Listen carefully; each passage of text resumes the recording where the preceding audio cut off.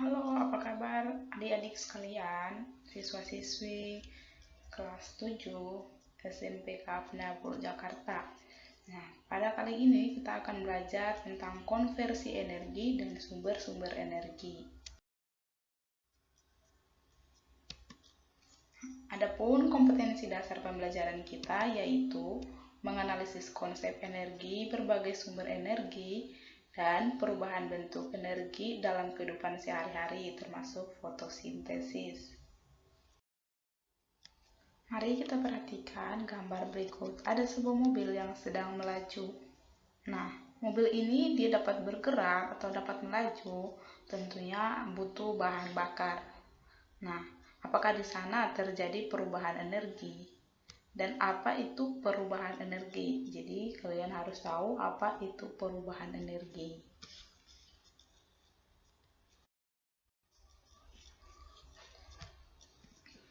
Oke, mari kita lihat.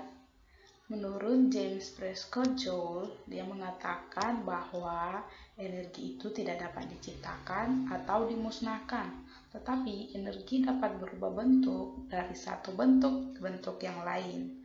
Nah, itu yang disebut dengan konversi atau perubahan bentuk energi, yaitu berubahnya bentuk energi dari satu jenis ke jenis yang lain, atau dari satu bentuk ke bentuk yang lain. Mari kita lihat pembahasannya bagaimana contoh-contoh perubahan bentuk energi dalam kehidupan kita sehari-hari. Yang pertama, mari kita lihat di sini ada perubahan dari energi listrik menjadi energi panas. Nah, pada pelajaran sebelumnya tentu kalian sudah belajar bentuk-bentuk dari energi. Ada itu energi listrik, ada energi panas. Pasti kalian sudah tahu apa itu energi listrik. Energi listrik itu adalah energi yang dialirkan akibat perpindahan elektron. Nah, kalau energi panas itu adalah energi yang biasanya mengalir bila dua benda atau berbeda suhu ditempelkan atau dicampurkan. Mari kita lihat contoh-contohnya. Contoh dari perubahan energi listrik menjadi energi panas itu terjadi pada oven, solder, kemudian kompor listrik, ada juga setrika dan magicom. Nah, alat-alat ini bekerja akan menghasilkan energi panas. Nah, yang kedua, mari kita lihat konversi energi listrik menjadi energi gerak. Mari kita lihat contoh-contohnya apa saja benda-benda yang bekerja berdasarkan perubahan energi listrik menjadi energi gerak. Di sini ada blender, di mana blender ini kita gunakan untuk menghancurkan es, buah, sayuran, untuk membuat jus. Tentu blender itu menghasilkan gerakan. Nah, kemudian bor. Ada juga mesin cuci, jika kita gunakan, tentu kita membutuhkan energi listrik. Lalu ada juga mixer dan kipas angin. Kipas angin ini kita menggunakan energi listrik untuk menggerakkan kipas angin tersebut, maka kipas angin itu bisa bergerak. Selanjutnya ada perubahan energi listrik menjadi energi cahaya. Nah, kalau perubahan energi listrik ini tentunya kan membutuhkan namanya aliran elektron atau arus listrik.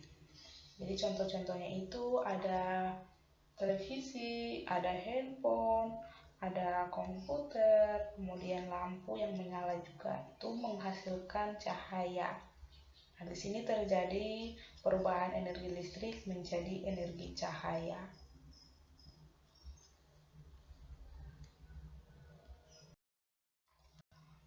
Lalu ada juga konversi energi listrik menjadi energi bunyi. Contohnya itu radio, televisi. Nah, pada radio dan televisi ini, energi listrik itu digunakan untuk mengubah gelombang magnet atau elektromagnet yang ditangkap oleh antena radio dan menjadi energi bunyi. Mari Mari kita lihat di sini ada dua orang anak sedang bermain alat musik. Yang satu ada bermain keyboard, yang satu bermain drum. Nah, di sini juga ada seorang anak yang sedang memukul gong. Kemudian ada tepuk tangan. Nah, di sini terjadi perubahan energi gerak menjadi energi bunyi. Jadi, pada saat mereka menggerakkan tangan mereka, baik itu bermain keyboard, baik itu memukul drum atau memukul gong dan bertepuk tangan, nah mereka melakukan gerakan. Dari gerakan mereka tersebut akan menghasilkan bunyi. Itu contoh perubahan energi gerak menjadi energi bunyi. Kemudian berikut ini mari kita lihat konversi energi kimia menjadi energi listrik. Nah, energi kimia ini adalah energi yang tersimpan dalam bahan kimia, seperti pada makanan, bahan bakar, dan baterai. Nah, kalau energi listrik itu energi yang ditimbulkan akibat pergerakan elektron ya. Jadi, contoh-contohnya itu adalah pada saat mengisi aki, saat mengisi power bank, mengisi baterai HP, atau mengisi baterai laptop. Di sana terjadi konversi dari energi kimia menjadi energi listrik. Berikut ini mari kita lihat konversi energi kimia menjadi energi gerak. Contohnya itu pada saat makan, makanan ini kita gunakan untuk memperoleh energi tentunya. Nah, makanan itu diolah dalam tubuh dan menjadi energi yang kita gunakan untuk melakukan gerakan atau aktivitas kita. Makanan banyak mengandung energi kimia yang sangat bermanfaat bagi tubuh manusia. Energi kimia dalam makanan itu diubah oleh tubuh menjadi energi mekanik dan energi panas. Kemudian contoh selanjutnya itu pada kendaraan membutuhkan bahan bakar yaitu bensin. Nah, bahan bakar minyak ini digunakan untuk menggerakkan kendaraan tersebut seperti sepeda motor, juga mobil. Kendaraan-kendaraan lain juga tentunya membutuhkan bahan bakar. Berikut mari kita lihat bagaimana mekanisme perubahan energi dari energi gerak menjadi energi listrik, kemudian menjadi energi cahaya. Nah, di sini ada sebuah keran yang mengeluarkan air. Nah, air tersebut akan menggerakkan turbin, dan turbin itu akan menghasilkan energi listrik yang dapat menyalakan lampu. Nah, di sana pada saat lampu menyala akan mengeluarkan energi cahaya, juga akan menghasilkan energi panas. Jika lama-kelamaan lampu tersebut akan mengeluarkan energi panas. Selanjutnya mari kita lihat mekanisme perubahan energi cahaya menjadi energi listrik, kemudian menjadi energi gerak. Nah, di sini ada cahaya matahari. Nah, cahaya matahari ini digunakan oleh panel surya. Panel surya yang ini yang warna hitam ya. Nah, ketika cahaya matahari itu dipantulkan ke panel surya, dan panel surya tersebut akan menghasilkan listrik, energi listrik yang dapat menggerakkan kipas angin. Nah, di sini terjadi mekanisme perubahan energi cahaya menjadi energi listrik dan energi listrik menjadi energi gerak. Mari kita lihat bagaimana mekanisme perubahan energi kimia menjadi energi gerak, kemudian gerakan tersebut menghasilkan energi panas, dan energi gerak menghasilkan energi listrik, lalu energi listrik menghasilkan energi panas. Nah, pada gambar berikut ini ada seorang anak yang akan mengayuh sepeda tersebut. Nah, dia membutuhkan energi yaitu makanan. Nah, pada saat dia menggerakkan sepeda tersebut, maka turbin juga akan bergerak karena sepedanya dihubungkan dengan turbin. Nah, pada saat turbin itu bergerak akan menghasilkan energi listrik, dan dari energi listrik itu akan menghasilkan energi panas pada tabung yang berisi air tersebut.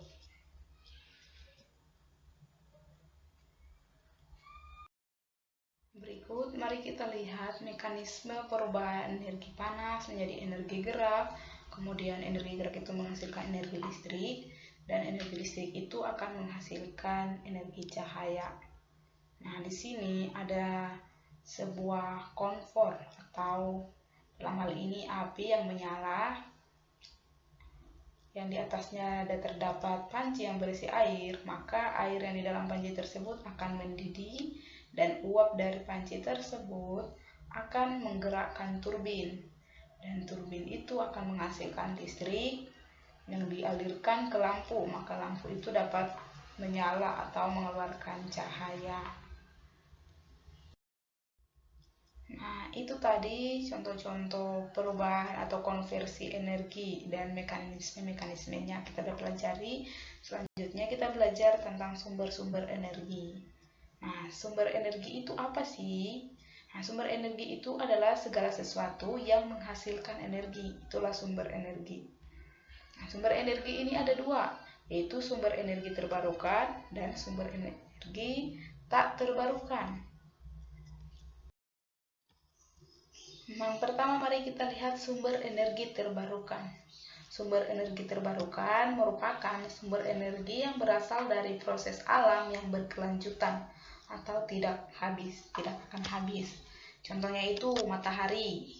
Nah, matahari ini tentunya sangat dibutuhkan oleh makhluk hidup seperti tumbuhan, karena tumbuhan sangat membutuhkan matahari dalam proses fotosintesis. Nah, matahari ini banyak menggunakan alat panel surya. Kalau kalian pernah menemukan kaca-kaca berwarna gelap atau hitam begitu yang menghadap matahari, itu adalah panel surya. Jadi panel surya ini digunakan untuk menyerap sinar matahari yang akan digunakan untuk energi listrik. Nah, kemudian air. Jadi air ini merupakan energi terbarukan, sumber energi terbarukan, karena bisa dimanfaatkan pada PLTA, di mana sifat air itu kan mengalir dari tempat yang tinggi ke tempat yang rendah, maka di sana digunakan untuk PLTA menggerakkan kincir. PLTA itu adalah pembangkit listrik tenaga air ya. Kemudian ada juga panas bumi. Jadi panas bumi atau geothermal ini adalah sumber energi terbarukan. Lalu ada angin. Kalian tentu tahu ya, angin ini digunakan untuk menggerakkan kincir juga, di mana kincir ini akan menghasilkan energi listrik nantinya. Lalu biomasa. Biomasa ini termasuk juga pada jenis energi terbarukan. Jadi biomasa ini berasal dari organisme yang di bumi seperti tumbuhan, hewan, juga manusia. Contoh dari biomasa itu adalah sisa-sisa tanaman atau pepohonan, rumput atau limbah pertanian, limbah hutan, kotoran ternak. Jadi itu termasuk dalam biomasa.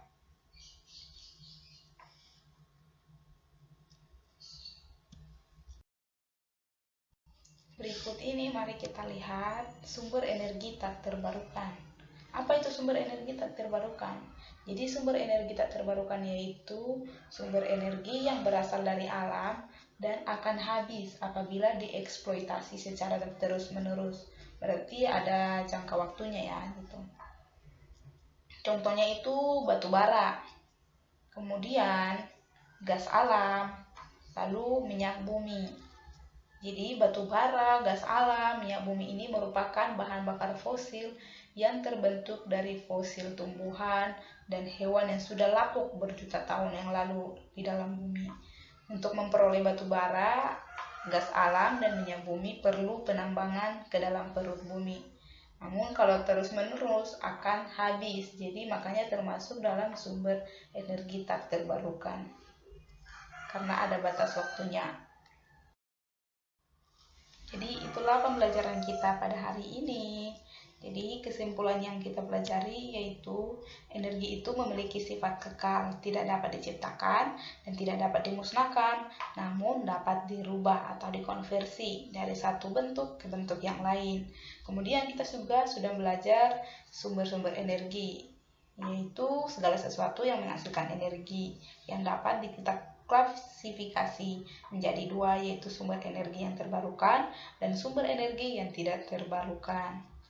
Mana sumber energi terbarukan itu adalah sumber energi yang kita dapat gunakan secara terus-menerus, dan sumber energi yang tidak terbarukan itu adalah sumber energi yang memiliki jangka waktu terbatas, atau jika kita eksploitasi terus-menerus akan habis.